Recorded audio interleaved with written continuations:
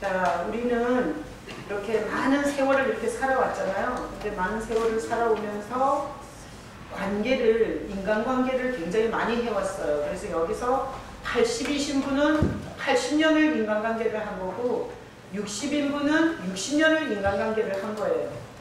자, 초등학교 동창 모임을 아직도 하시는 분 계세요? 초등학교 동창 모임을 아직 하시는 분, 김창복 집사님. 왜 장로님은 손 안 드십니까? 내가 같이 살면서 다 알거든요. 보통 보면 인간관계를 이렇게 수십 년 한다는 것은 상당히 관계를 잘 하는 거고요. 예를 들어서 나는 인간관계를 하는데 10년 이상 유지한 관계가 없다. 이러잖아요. 그러면 상당히 새로운 사람 만나서 싸바싸바 하다가 또 틀어지면 확 깨버리고 또 새로운 사람 만나서 싸바싸바 하다가 깨지면 또 확 깨버리고 이런 식의 인간관계의 유형도 있을 수 있어요. 자, 그래서 오늘 본문은 우리가 마태복음 5장 9절인데 자, 다시 한번 읽고 제가 설교하겠습니다. 다시 한번 읽어봐요. 화평하게 하는 자는 복이 있나니 그들이 하나님의 아들이라 일컬음을 받을 것이며. 자, 여기 화평이라는 그런 단어가 있는데 자, 우리가 사회생활을 하는 데 있어서 유능해야 돼. 유능. 자, 유능이 뭐예요? 능력이 있다 이런 뜻이에요. 자, 유능하기 위해서, 유능하게 살기 위해서 사람들이 하는 게 뭔가 하면 지식을 많이 쌓아요. 지식을 어디서 쌓냐? 초등학교, 중고등학교 이렇게 지식을 많이 쌓아요. 공부하는 게 결국은 유능하게 살고 싶다는 표현이죠. 그렇게 지식을 쌓고 그걸로 모자라기 때문에 전문적인 지식을 배우는 대학도 가서 또 지식을 쌓고 그리고 대학도 모자라서 대학원이나 박사과정 이런 데 들어가서 또 지식을 쌓고 이런 식으로 해서 우리는 어쨌든 능력 있게 살고 싶어서 이런 지식을 많이 쌓아요. 그래서 이렇게 대학을 졸업하고 회사에 취업하면 거기에서도 능력이 있어서 다른 사람들보다 독보적으로 업무를 잘 해내고 업무에 능력이 있고 그래서 자기의 능력을 가지고 회사에서 정말 다른 사람들의 타의 추종을 불허하는 이런 능력 있는 자로 그렇게 회사 생활을 하고 싶어 해요. 자, 그런데 이 경영 전문 컨설턴트 이런 기관에서 조사를 해보니까 능력이 많은 자가 성공한 게 아니라 관계를 잘하는 사람들이 성공한 게 훨씬 더 많더라는 거예요. 관계를 잘하는 게. 그래서 관계를 잘한다는 건 다른 사람과 더불어 다른 사람을 유익하게 하면서 다른 사람을 배려하면서 다른 사람과 함께 팀을 이루어서 가는 사람들인 거예요. 어떤 사람은 혼자 뭐든지 혼자만 할 수 있고 다른 사람하고는 전혀 함께 하지 못하는 이런 인간관계의 문제점을 가진 사람들도 많이 있을 거예요. 그래서 사업에 성공한 사람 또 내지는 어떤 분야에서 성공한 사람들을 보니까 인간관계를 통해서 성공한 케이스가 굉장히 많더라는 거죠. 그래서 뭐 저는 드라마는 안 봤지만 어떤 드라마에 장사를 하는 것은 돈을 남기는 것이 아니라 사람을 남기는 것이다. 이런 멋진 말을 했다면서 무슨 드라마예요? 상도. 예? 상도. 상도. 상도? 보셨군요. 나는 그냥 그 어록만 들었어요. 어록만. 장사는 돈을 남기는 것이 아니라 사람을 남기는 것이다. 이런 어록만 들었는데 드라마 이름은 몰랐는데 가르쳐 주셔서 항시 여러분들을 존경합니다. 자, 그런 거죠. 거기에다가 뭐 장사를 붙였으니까 그렇지 다른 거 붙이면 가정은 그렇게 할 수 있잖아. 그죠? 가정은 돈을 남기는 것이 아니라 사람을 남기는 것이다. 이렇게 되고 교회는 돈을 남기는 것이 아니라 사람을 남기는 것이다. 이렇게 다 갖다 붙이면 되겠더라고요. 자, 오늘 아까 읽었잖아요. 화평하게 하는 자는 복이 있나니 하나님의 아들이라 일컬음을 받을 것이며 이 화평이라는 게 뭔가 하면 사람들과 사람들 사이를 잘 이렇게 유익하게 그리고 배려해서 더불어 좋게 하는 게 화평한 거잖아요. 그러니까 모든 공동체에는 이 화평을 이루는 자가 필요해요. 그래서 심지어는 화평을 이루는 자는 하나님의 아들이라고 할 정도로 이 화평을 이루는 자가 굉장히 좋다는 거예요. 그래서 예를 들어서 사람 둘이 싸웠어요. 정지훈 전도사님 거기 뭐 있어요? 왜 밑을 그렇게 쳐다보고 있어요? 잘 쳐다봐야 돼요. 전도사님이 은혜를 받으셔야지. 자, 전도사님하고 나하고 지금 불편한 관계잖아요. 이렇게 지적함으로 보면 이랬을 때 제3자가 와서 중재해주면 내가 이렇게 왜 밑을 보세요? 이랬더니 이렇게 딱 이렇게 쳐다보는데 눈빛이 안 좋았어요. 근데 또 내가 이렇게 딱 내려다보니까 왜 눈빛이 안 좋지? 나는 그냥 뭐 설교하려고 한 것뿐인데 뭐 나한테 기분 나쁘나? 이러면서 제가 또 이렇게 딱 보는 게 있었어요. 근데 예배 끝나고 나서 김영진 집사님이 목사님이 강단에서 지훈이 좀 그만 좀 갖고 노세요.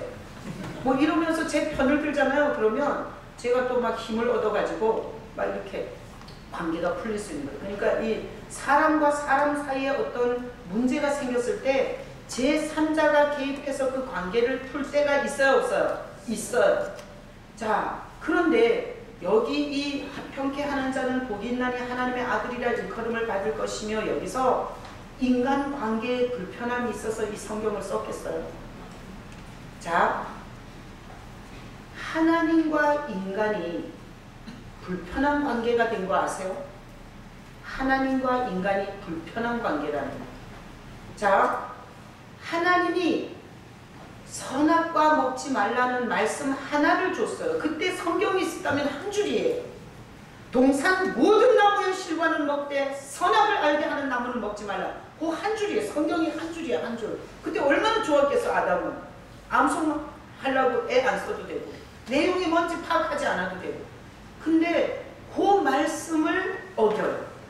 그게 뭐죠? 하나님의 말씀을 어기는 게 뭐예요? 죄.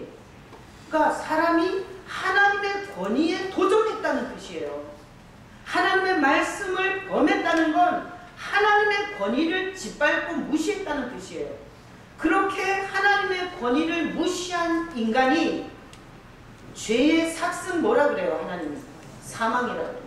그러면 이렇게 하나님의 권위에 도전해서 하나님의 말씀을 거역한 자는 하나님께서 반드시 죽는다 그랬죠. 정령 죽으리라 그랬죠.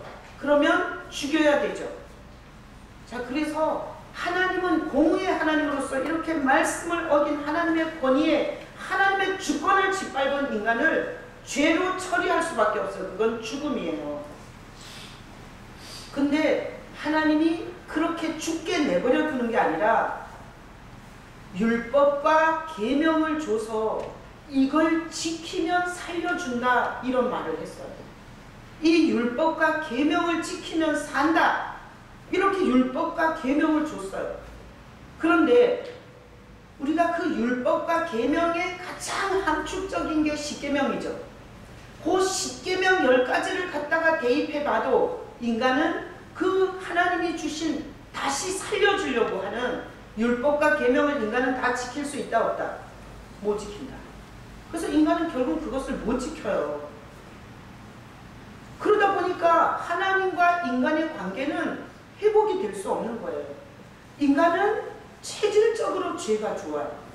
방탕한 게 좋고 게으른 게 좋고 그리고 탐욕이 좋고 거짓말이 쉽고 인간은 체질적으로 죄가 좋고 하나님은 죄에 대해서 반드시 심판과 형벌을 해야 되고 자, 이 두 관계가 회복될 수 있는 길이 없어요.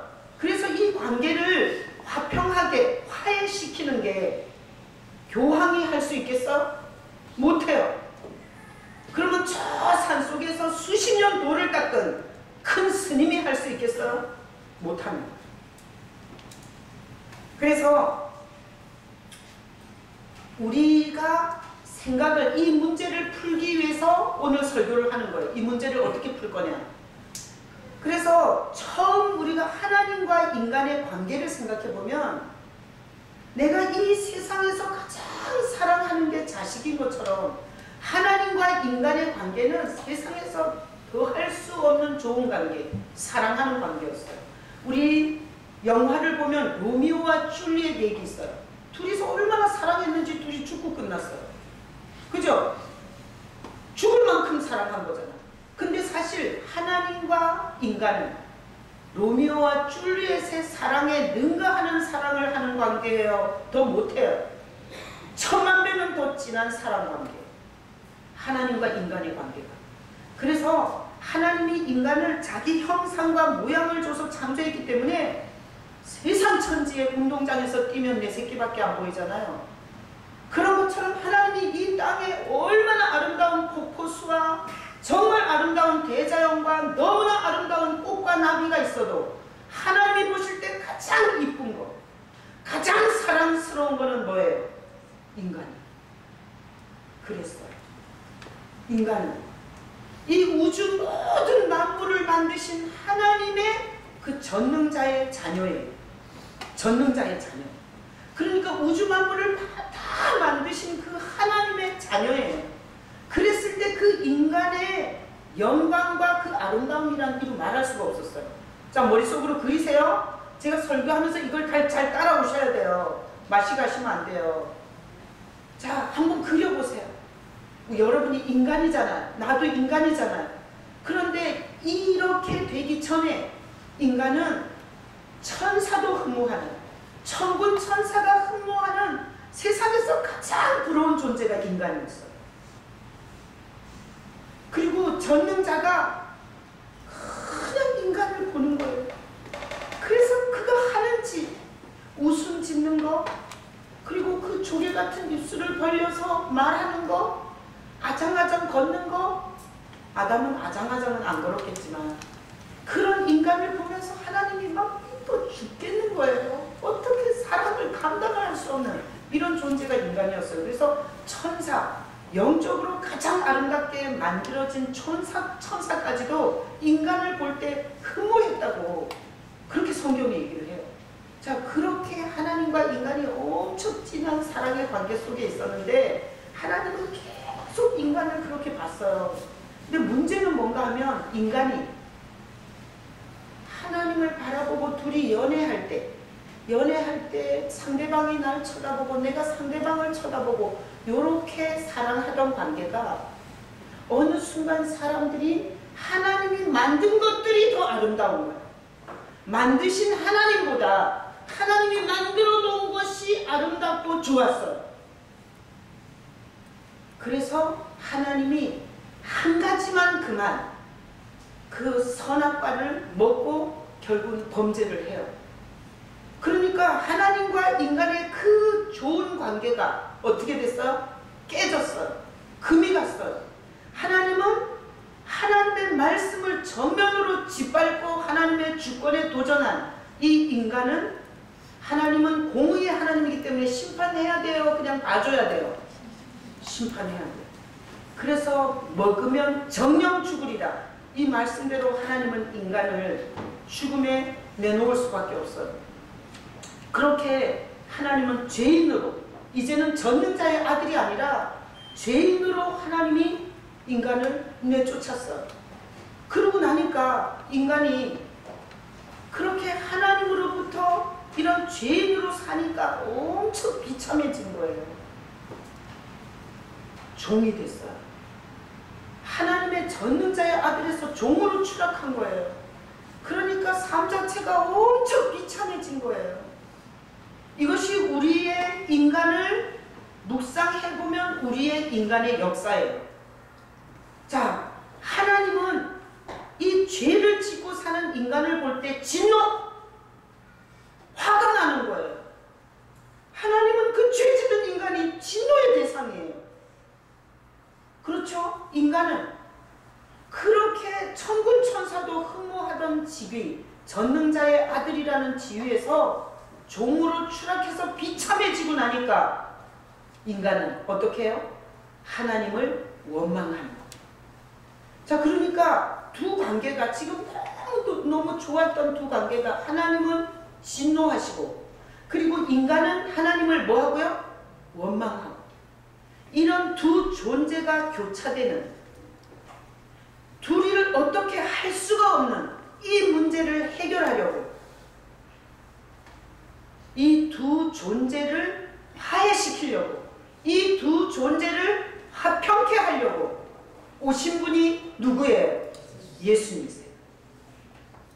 자, 그러니 예수님은 우리처럼 본성적 죄성을 가지지 않은 분이잖아요. 그러니까 예수님이 이렇게 인간으로 오셔서 예수님이 하신 일이 뭔가 하면 막 장려하고 막 술 마시고 그 다음에 젓가락 장단 맞추고 그 다음에 막 또 인기 있어갖고 막 이 여자 저 여자 이렇게 죄 짓고 산 게 아니라 예수님께서 그 하나님의 율법을 다 지키고 하나님께 전적으로 순종하는 그런 모습으로 하나님의 율법과 계명을 완전히 지키는 요구, 하나님의 요구를 완성해 드렸어요. 자, 이해가 되세요? 하나님 편에서 요구하는 그 모든 계명과 율법을 다 지키는 그 요구를 흡족해 했어요. 예수님이 이 땅에 오셔서. 그렇게 예수님이 하나님의 율법과 그 요구를 완전히 삶을 통해서 완성하고 이루었을 때 하나님은 예수님을 보고 굉장히 기쁘셨겠죠. 그러면서 이 예수님은 또 무슨 일을 했냐, 우리 인간이 그렇게 하나님과 결별하면서 하나님에 대한 인식도 그리고 하나님의 존재에 대한 기억 자체가 없어져 버렸어요. 그러니까 귀신 숭배 많이 하고 자연 숭배하고 이렇게 된 거예요. 근데 예수님이 사람들에게 그 하나님의 마음을 이렇게 알게 해줘요. 하나님을 잃어버린 비참한 인간들에게 하나님이 화해하고 싶어하는, 하나님이 그 죄인임에도 불구하고 사랑한다는 그 표현을, 그 얘기를 막 이렇게 해줬어요. 그래서 말씀 올려주세요. 자, 말씀을 말라기 4장 6절은 구약의 마지막 성경 마지막 장이에요. 자, 다 같이 한번 읽어보겠습니다. 그가 아버지의 마음을 자녀에게로 돌리게 하고 자녀들의 마음을 그들의 아버지에게로 돌리게 하리라. 돌리지 아니하면 두렵건대 내가 와서 저주로 그 땅을 칠까 하노라 하시니라. 말라기 4장 6절에 그가 아버지의 마음을 자녀에게, 하나님 아버지가 원래 전능자의 자녀였던 사람들에게로 하나님 아버지의 마음이 올 수 있도록, 그 다음에 이 하나님을 떠나 비참하게 사는 인간이 그 아버지께로 돌아가게 하는, 이 서로가 만나게 하는 이 사역을 하는 분이 누구라고요? 예수님이세요. 그래서 이 밑에 보면 두렵건대 여기 돌이키지 아니하면, 이 하나님과 인간 사이를 화해시키러 온 거룩한 이 화해자를 통해서 화해하지 않은 자는 뭐죠? 내가 와서 저주로 친다고 그랬어요. 이건 죽는다는 얘기예요. 영원한 죽음. 자, 그러면 예수님이 어떻게 아버지의 마음을 죄인인 이 자녀라는 신분을 잃어버린 이 자녀에게로, 그리고 사람들을 하나님 아버지께로 돌이킬 수 있냐? 무슨 이유에서 할 수 있냐? 자, 그 이유는 이거예요. 예수님은 우리와 같은 죄성을 가진 인간이 아니죠. 예수님은 누구예요? 성부, 성자, 성령, 이위 하나님이세요. 그죠? 그러니까 예수님이 하나님이시기 때문에 하나님의 깊은 마음이 저주와 심판이라는 거, 하나님의 깊은 마음이 우리를 전능자의 아들로 회복하려고 한다는 거, 이 깊은 마음을 알겠어요? 모르겠어요? 알아요. 하나님이시다. 알아요. 그래서 예수님이 그 전능한 그 속성을 가지시고 하나님의 요구를 다 만족을 시키시고, 그리고 그 전능한 하나님이 인간을 만나면 죄는 미워하지만 죄인을 사랑하신다. 죄로 말미암아 하나님과 멀어진 죄인을 하나님이 사랑하신다. 이러면서 그 죄인들에게 하나님이 어떻게 은혜를 보는지, 너네가 범한 그 죄는 믿지만 너네 그 존재 자체에 대해서 하나님은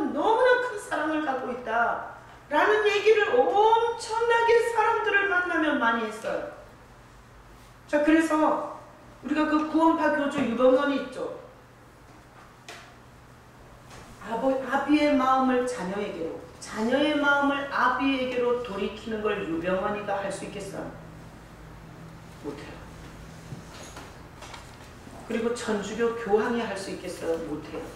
지금 제가 설명했죠. 아버지의 마음을 이 죄인들에게 가르쳐 줄 수 있는 건 예수님이 하나님이시기 때문에 가능하고요.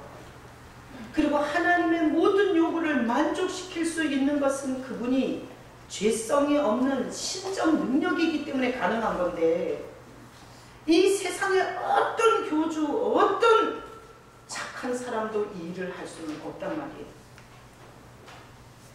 자, 그래서 예수님은 누구신가? 예수님은 하나님과 죄인을 화목해 하시는 중보자세요. 우리 외치고 갈까요? 자, 예수님은 하나님과 나를 거룩하게, 화목하게, 화평하게, 화해시키러 오셨다. 자, 이렇게 왔는데 예수님은 그 죄인들과 하나님을 화목시키러 왔는데, 유대인들이 볼 때 예수님은 마음에 안 들었어요.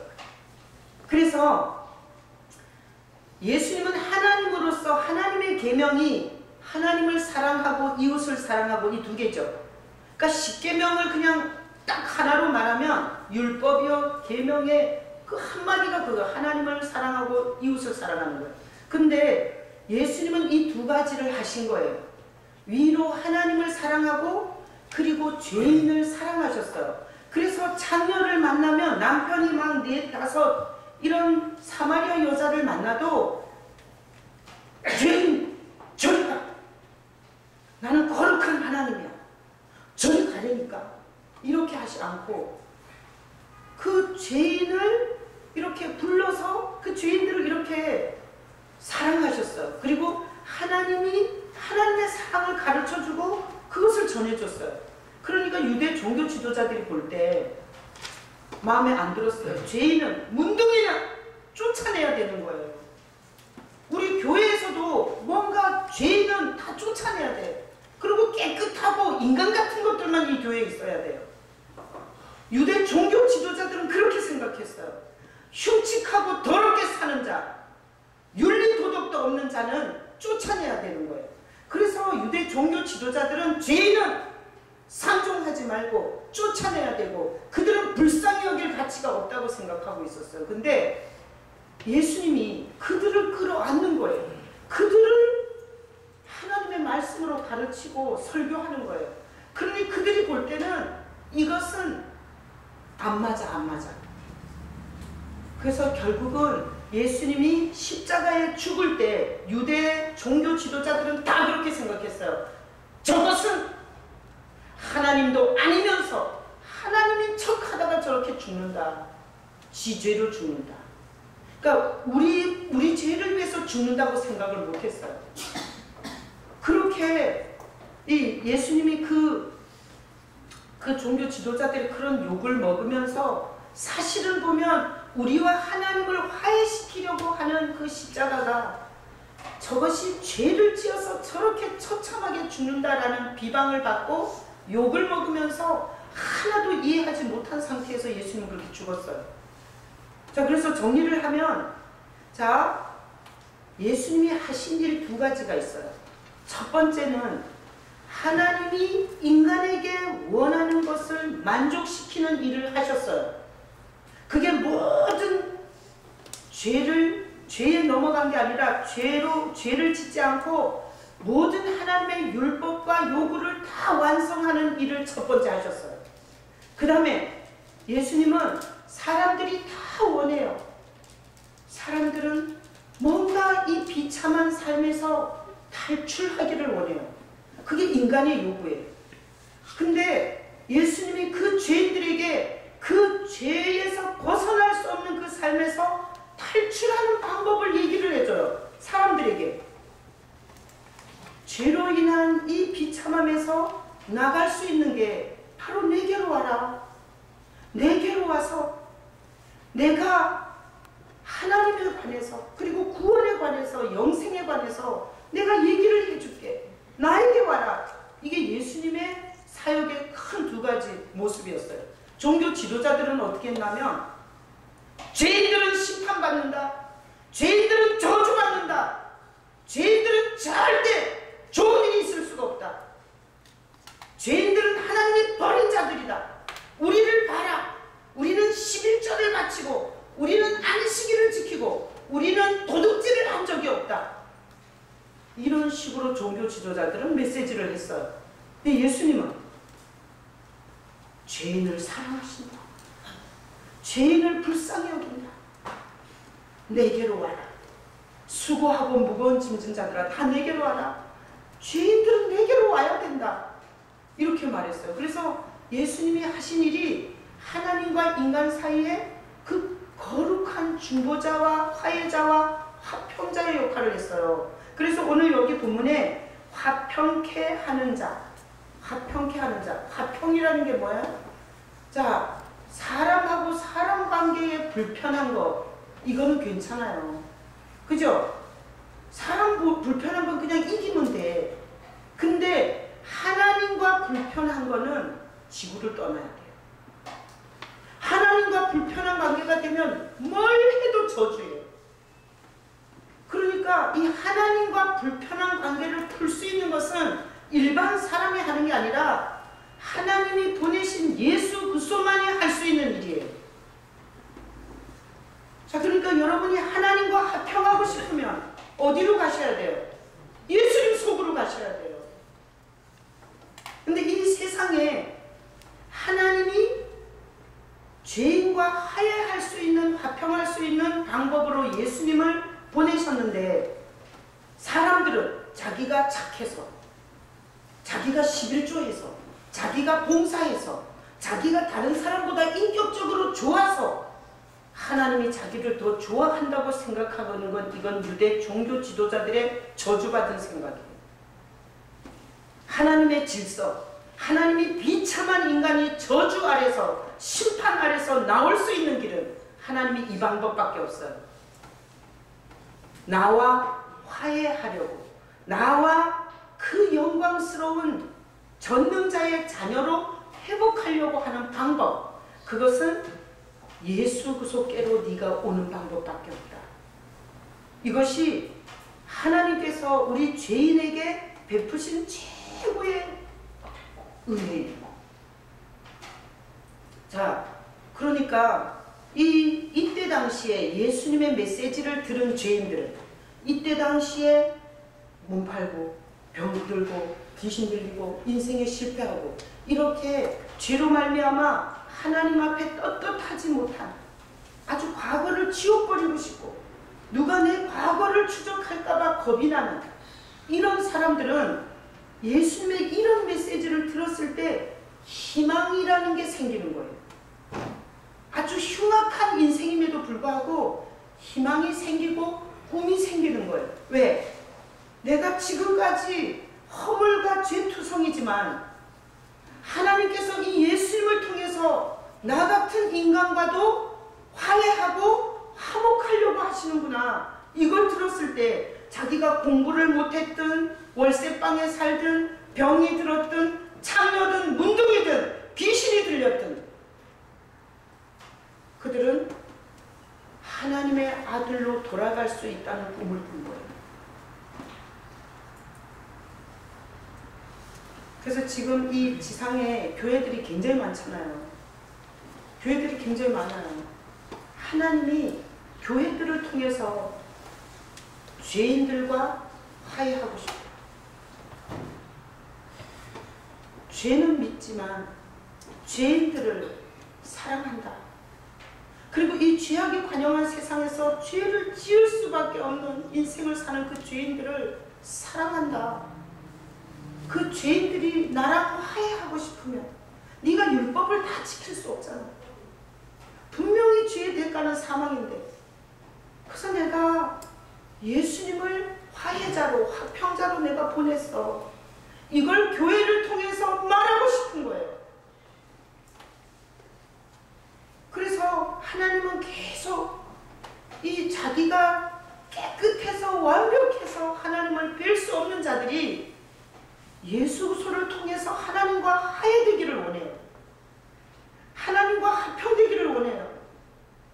그러면 예수 그리스도 안에서 화평이 된 자는 하나님의 구원에 이르겠죠. 그러나 예수 그리스도를 모른 채 교회를 20년 30년 다니면서 직분만 받고 그리고 뭐 하는지 종교적 행위만 본 사람은 하나님과 자기 사이에 화평을 못 이룬 거예요.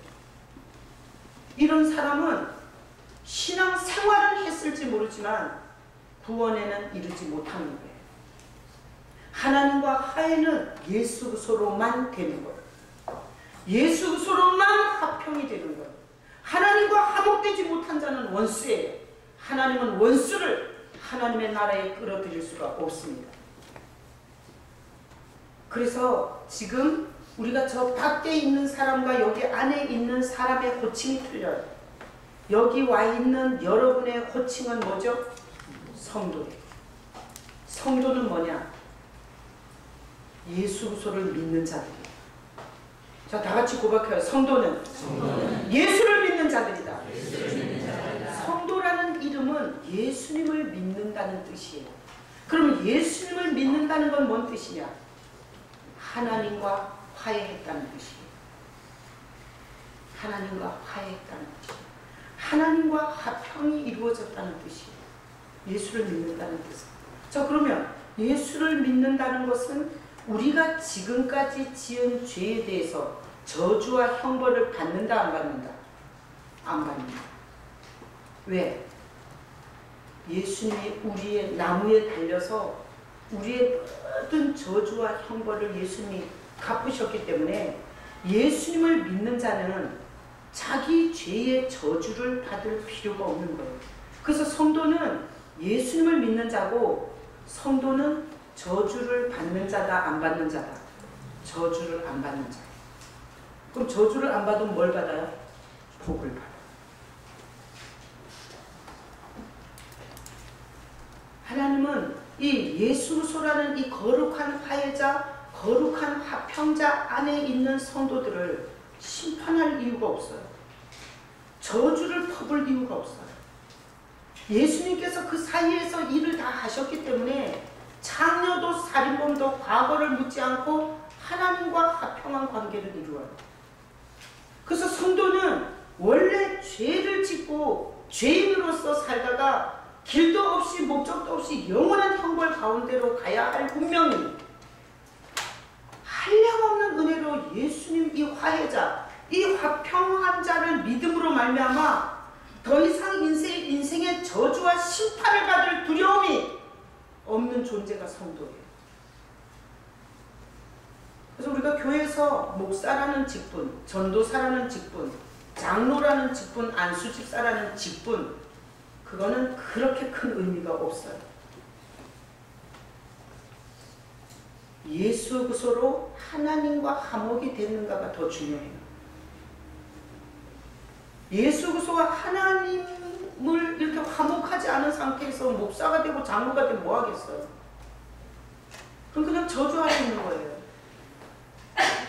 언제부턴가 교회가 직분지상주의가 돼갖고 막 돈을 몇 천만 원씩 내놓고 직분을 팔고 사고 이런 일들이 있어요. 자, 그러니 성도라는 건 엄청난 영광스러운 이름입니다. 내가 지은 죄에 대한 저주를 안 받는다는 뜻이고요. 이제후로는 하나님과 예수 안에서 화평된 관계로서 뭘 준다? 복을 준다는 뜻이에요. 어떤 복이에요? 구원의 복, 제정신의 복, 가정을 만지는 복, 하나님이 하시는 모든 것에 대해서 가르침의 복, 깨닫는 것의 복, 이런 여러 가지 복을 받을 수 있는 게 성도예요. 자, 그러면 우리는 신앙생활을 할 때 어디에다가 초점을 맞추고 해야 돼요? 예수님께 초점을 맞춰야 돼요. 예수님의 뭐예요? 예수님 한 일, 사역. 예수님이 하신 일. 그 하신 일, 그 사역에 초점이 맞춰져 있어야 돼요. 우리가 신앙생활을 하면서 예수님이라는 그분의 위치, 그분이 하나님께 뭐고 나에게 있어서 뭔지, 여기에 대해서 그분의 포지션에 대해서 초점이 맞춰져 있어야 돼요. 그런데 신앙생활을 하면서 우리는 사람들이 어떻게 하나? 사람들이 기도를 어떻게 하나? 사람들이 주의를 어떻게 지키나? 사람들이 봉사를 어떻게 하나? 이런 식의 종교 생활에 익숙해져 있어요. 자, 그러니까 예수 그리스도의 이 사역과 예수 그리스도의 그 존재, 위치, 하나님과 우리 사이에 그리스도는 절대적으로 계셔야 되는 거예요. 화목한 관계, 화평한 관계, 저주가 떠나가고 하나님의 은택이 오게 하는 가장 중요한 통로로서 그리스도 예수는 우리에게 있어야 돼요. 그러니까 우리의 신앙생활이 거기 초점을 맞춰야 돼요.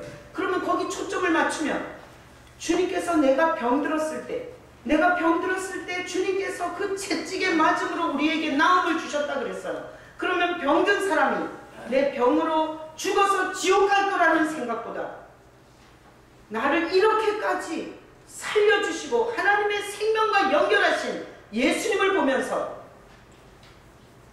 나는 병으로 절대로 망하지 않는다는 이런 확신을 갖게 돼요. 자, 그래서 이 신앙이 예수님께 초점이 맞춰져 있는 신앙과 그냥 세월을 세월한 내오라 보낸 종교적인 삶을 사는 신앙생활과는 확실하게 틀려요. 뭐가 틀리냐? 삶의 열매가 틀리고 사고가 틀리고 보는 것이 틀리고 하는 말이 틀려요. 자, 오늘 이 본문을 통해서 여러분에게 질문해 보고 싶어요. 여러분은 하나님과 화해한 사이세요? 하나님과 화목한 사이세요? 하나님께서 여러분을 보시면 전능자의 아들로 보시겠냐고요. 그렇게 아멘을 할 수 있는 것은 내가 예수를 믿는다는 믿음 안에서만 할 수 있는 거예요. 여러분, 예수님 속으로 들어가시길 축복합니다. 예수님 속으로 들어가셔서 하나님의 진노의 대상이 아니라 하나님의 전능자의 아들의 모습이 되는 거예요. 예수 그리스도 속으로 들어갔을 때. 자, 그러면 우리가 이렇게 예배하잖아요. 예배. 우리 아까 예배할 때 찬양했죠? 무슨 찬양했어요? 예수 우리 왕이여, 이 찬양했죠? 그 다음에 천지에 있는 이름 중 귀하고 높은 이름, 나시기 전에 지으신 구주의 이름, 뭐라고요? 예수. 예배는 다 예수께 나가는 길이에요. 그러니까 예배를 죽지 못해서 억지로 그렇게 드리잖아요. 그러면 예수 그리스도의 사역 속에서 하나님과 화평이 이루어지는 건데, 이게 예배에 그런 마음 없는, 그리고 이렇게 중심 없는 예배를 드리면 시간은 분명히 예배 자리에 있었는데 이게 하나님과의 화평한 은혜가 없어요. 자, 예배 속에서 주님을 경배하고 주님을 찬양하고 예수님의 그 영적 그런 부분에 대해서 이렇게 우리가 접근해 나갔으면 예배를 통해서, 이 말씀을 통해서 이런 게 우리에게 있는 거예요. 여러분 혹시 그런 거 경험한 적 있어요? 내가 어떤 분이, 내가 지금 딱 생각났어. 정식이가 나한테 어느 날 이렇게 말했어. 정식이가 은혜 받고 싶어. 그래서 집에서 하여튼 이렇게 저녁마다 기도를 그렇게 한대요. 그래서 내가 참 저렇게 젊은 사람이 뭐 한 게 없어서 이렇게 기도를 하고 그러나.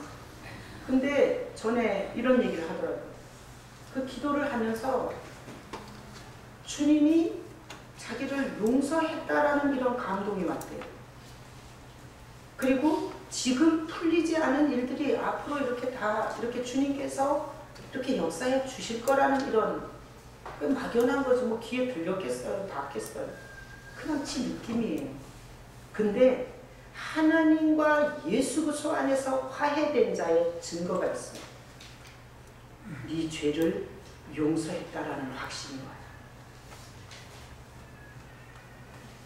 네가 과거에 어떤 짓을 하고 살았든 그것은 내가 다 탕감했다라는 확신이 와요. 이 확신이라는 건 돈 주고 살 수 없어요. 그리고 척 똑똑해서 박사학위 5개 있다고 해서 확신이 오지 않아요. 예수소가 하나님과 나 사이에서 화목, 화평, 거룩한 중보자의 역할이 됐을 때 이런 확신이 와요. 분명히 돌아보면 부족하고, 그리고 정말 나 같은 인간은 구제 대상이 아니다. 정말 이거 불가능한 인간이다. 이런데 하나님과 우리 사이에서 예수 그리스도께서 역사하시고 일한 증거는 과거를 묻지 않겠다. 이런 감동이에요. 과거를 묻지 않겠다.